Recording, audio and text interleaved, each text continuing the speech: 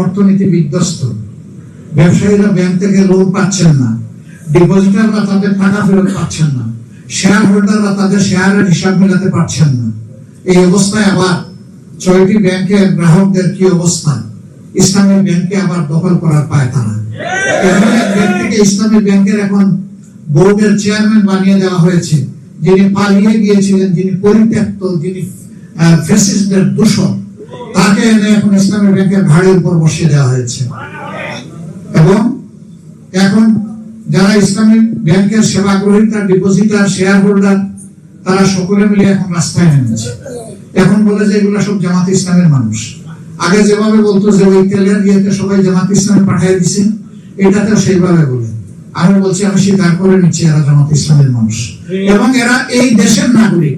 এরা জামাত না, এরা আওয়ামী লীগ না, এরা বিএনপি না, এরা কোনো দল করে না, এটা দেখার বিষয় নয়। তারা এই ব্যাংকের মালিক। এই ব্যাংকের ক্ষতি হবে আর তারা চুপ করে বসে থাকবে, এটা আশা করবেন না। সেখানে তাদের উপর লেলিয়ে দেওয়া হয়েছে পুলিশ বাহিনীকে, গুলি, টিয়ার সেল, জল কামান। আমি গতকালকে সিলেটে ছিলাম এই ঘটনা ঘটার সময়, বলেছি যে আগামী দিন আমিও নাম বলছি। একটা শেয়ার থাকলে আমি এই ব্যাংকের মালিক, 10 টাকা ডিপোজিট থাকলে আমি এই ব্যাংকের মালিক। আমার এই সত্তা নিয়ে কাউকে টানাটানি করার সুযোগ দেব না।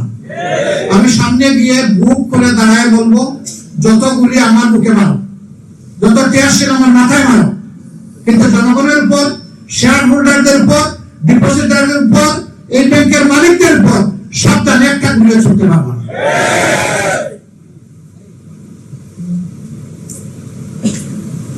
কোন দেশ? জনগণের আমানতের হেফাজতের কোনো খবর নাই, বরঞ্চ আমানত নিয়ে টানাটানি।